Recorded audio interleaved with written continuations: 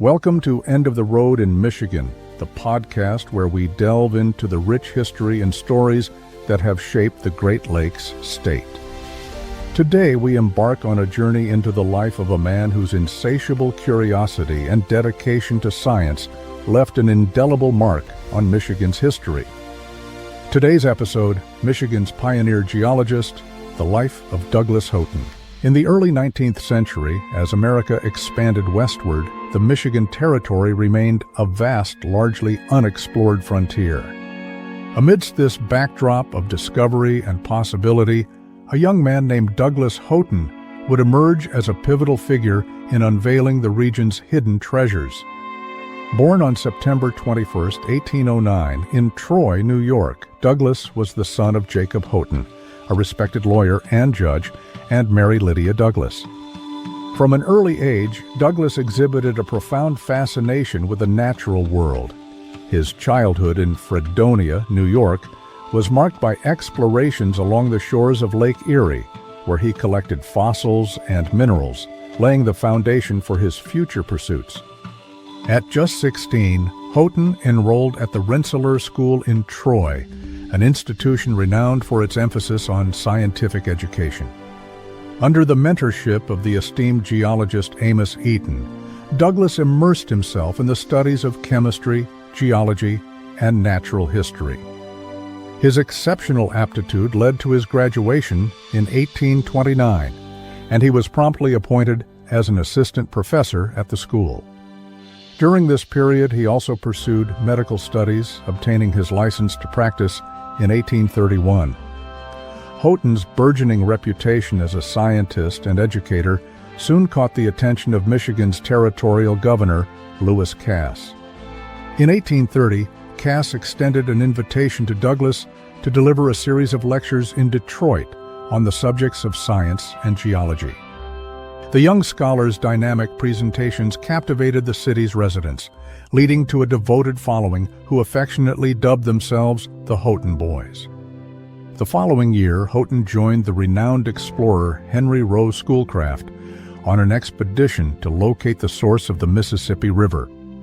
Serving as the team's physician and botanist, Douglass ventured deep into uncharted territories, administering smallpox vaccinations to Native American communities and meticulously documenting the region's flora and fauna. His efforts not only contributed to the scientific understanding of the area, but also fostered goodwill between the explorers and indigenous populations. Upon returning to Detroit, Houghton established a thriving medical practice. In 1833, he married his childhood friend, Harriet Stevens, and together they built a life enriched by intellectual pursuit and community engagement. However, Douglass's passion for exploration and science remained undiminished. In 1837, Michigan achieved statehood, and one of the fledgling state's priorities was to conduct a comprehensive geological survey to assess its natural resources. Recognizing Houghton's unparalleled expertise and dedication, Governor Stevens T. Mason appointed him as Michigan's first state geologist. At the age of 28, Douglass embarked on a mission that would define his legacy.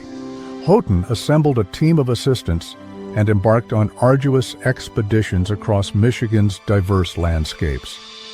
They traversed dense forests, navigated winding rivers, and endured the hardships of frontier life, all in the pursuit of knowledge. Douglass's meticulous observations and detailed reports provided invaluable insights into the state's geological composition, identifying deposits of salt, gypsum, coal, and iron ore. It was during his 1840 survey of the Upper Peninsula that Houghton made a discovery that would alter the course of Michigan's economic history. While exploring the rugged terrain of the Keweenaw Peninsula, he encountered significant deposits of native copper. In his subsequent report to the state legislature in 1841, Douglass detailed the abundance and purity of the copper ore, noting that it surpassed the quality of European sources. He cautiously advised, however, that while the potential was immense, prospective miners should proceed with careful planning to to avoid disappointment and financial ruin. Despite his prudent counsel, news of Houghton's findings ignited a fervor. By 1843, the Michigan Copper Rush was underway, predating the more famous California Gold Rush by several years. Prospectors, entrepreneurs, and laborers from across the nation and beyond flocked to the Upper Peninsula, eager to stake their claims in the burgeoning industry. Towns such as Houghton and Hancock sprang up almost overnight, transforming the region's social and economic landscape. We'll be right back to our story after this message. Welcome back to End of the Road in Michigan. Let it continue. While Houghton's geological work garnered national acclaim, his contributions extended beyond the realm of science. In 1839, he accepted a professorship at the newly established University of Michigan, becoming the institution's second faculty member and the founder of its departments of geology, mineralogy, and chemistry. Despite his academic commitments, Douglass continued to reside in Detroit, deeply involved in the city's civic affairs. In 1842, demonstrating the esteem in which he was held by his fellow citizens, Houghton was elected as the 17th mayor of Detroit. His tenure, though brief, was marked by initiatives aimed at improving public health, education, and infrastructure. Douglass's ability to seamlessly integrate his scientific acumen with public service underscored his multifaceted talents and unwavering commitment to societal advancement. Yet, the call of the wilderness remained ever present. Each summer, Houghton would set aside his municipal responsibilities to lead further explorations into Michigan's frontier. It was during one such expedition in October 1845 that tragedy struck.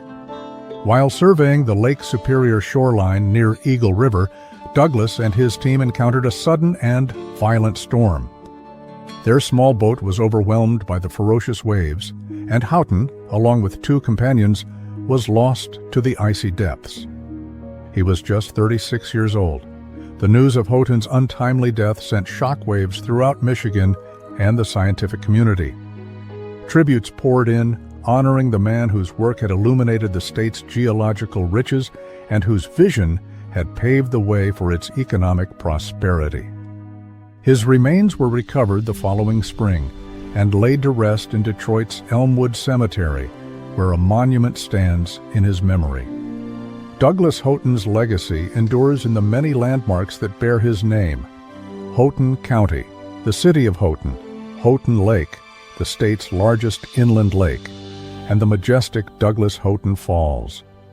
Beyond these physical memorials, his spirit lives on in the fields of geology and education, inspiring future generations to explore, discover, and contribute to the greater good. His life exemplifies the profound impact that one individual's passion and dedication can have on the course of history. Through his explorations, teachings, and public service, Douglass Houghton not only charted the physical landscapes of Michigan, but also mapped a path for others to follow in the pursuit of knowledge and progress. Thank you for joining us on this exploration of Douglass Houghton's remarkable life. Stay tuned for our next episode of End of the Road in Michigan, where we'll uncover more stories that have shaped the heart and soul of the Great Lakes State. Until then, keep exploring.